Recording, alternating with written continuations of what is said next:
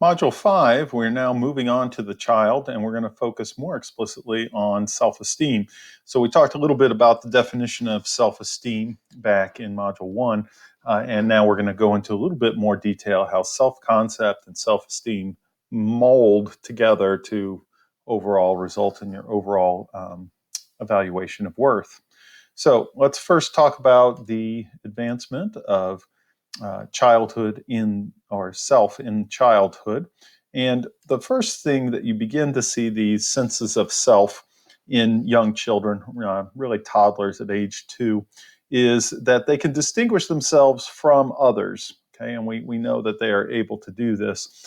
And one of the ways that you can really see it, think about what are the favorite words, or in particular, one favorite word of a 2-year-old. Okay, and yes, okay, no is one of the big ones. Now think of some other things that they do, but ones that go ahead and denote ownership, which is another sign of a sense of self, and that is using I, me, and mine. So I have 2 daughters, and I can remember very specifically when the younger one learned mine, and she would say it more like mine. And it was usually like those 2 young boys there battling over some toys or something. And she quickly learned that if she didn't want her older sister to take her toys, she had to stake claim and to show, I own this. And by that, I'm going to say, mine. Okay. So what you see is that at age 2, there is a sense of ownership, which is that kind of mine.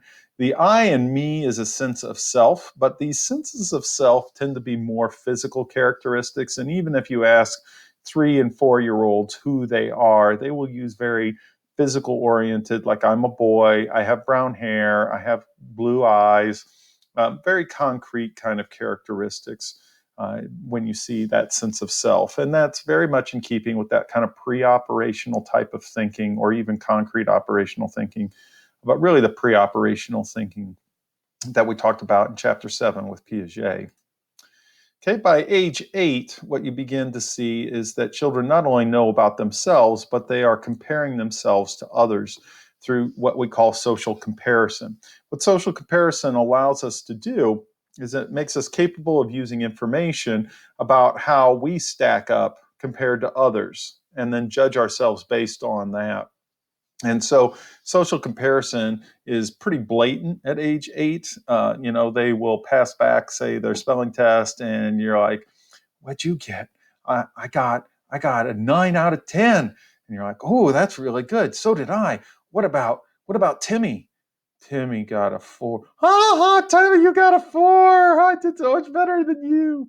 After a bruising thing like that from Timmy is not going to be telling what he got in his spelling test anymore, but they're still going to want to know. So that's when you get to, like, if the teacher passes them back, you're supposed to take one. You're also kind of glancing through to see what other people got.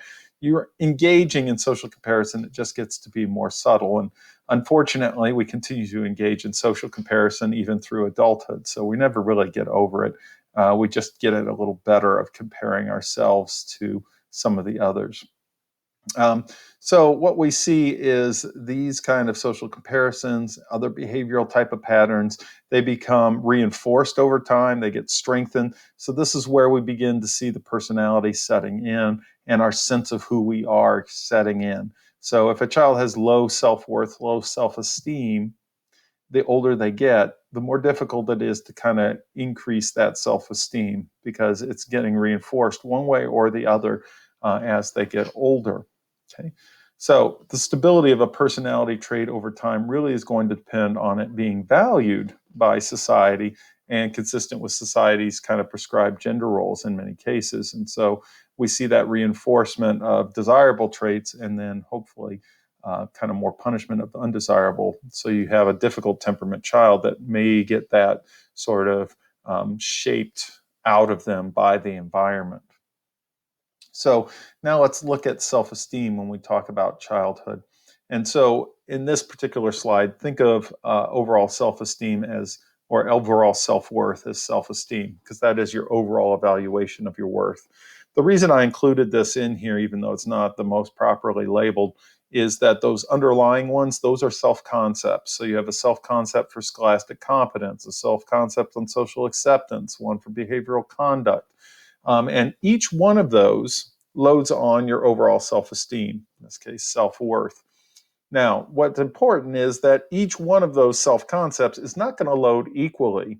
So, for instance, let's say I happen to be really smart, okay, and I do well in my classes. But on the other hand, I have two left feet. I cannot run down a basketball court without tripping on the middle line, kind of thing. And so when it looks like my overall evaluation of my own worth and self-esteem, I'm going to load my scholastic competence. It's going to count much more towards that overall self-esteem. And then my athletic competence is not going to contribute much at all. Okay. As we get older, our evaluations of ourself tend to be more accurate. And that's because we have more points of comparison and we're more aware of what's out there. Now, I will let you in on a little secret. If you wonder what areas of self-concept load most highly on somebody's self-esteem, you probably have already found out. If you are like most adolescents, a lot of times you kind of tease one another and your friends, and occasionally you may tease them and they respond all out of proportion with the thing you teased them about. And you're like, whoa, where did that come from? And the odds are you hit upon an area of self-concept that they rank or contributes very highly to their overall self-esteem. Because when we have our overall self-esteem threatened, or things that really go to the core of it, then we tend to react very defensively. If, on the other hand, the person was making fun of me, say, because I'm very unathletic and I'm clumsy, I'm not going to get all that angry because it's really not impacting, it's not devaluing my overall self-esteem because I didn't have much of my self-esteem tied up with my athletic competence. Now, everybody's going to be different, so I can't tell you which, but if you've ever had that, you need to go ahead and kind of keep that in mind and say, oh, well, that's something that they really pride themselves on. Okay. And then we also have this kind of thing lurking out there of our ideal self. So the ideal self is kind of what we should be like. So a child looks like, what should I be like? So you have the real self, and then you usually have the ideal self. From childhood into adolescence, the gap between the real self and the ideal self gets bigger. Now, the good news is because you got a lot of time, you don't really have to worry about this gap. And as you get older, you begin to see that gap begin to close again. But the ideal self is like where you should be, what you're aiming for. Okay. Now, I should say there's the opposite side, which is the feared self. And we'll get into that probably a little bit later. But the feared self is the exact opposite, everything you don't want to be. And there's this back and forth, and driving you is towards that ideal self, hopefully.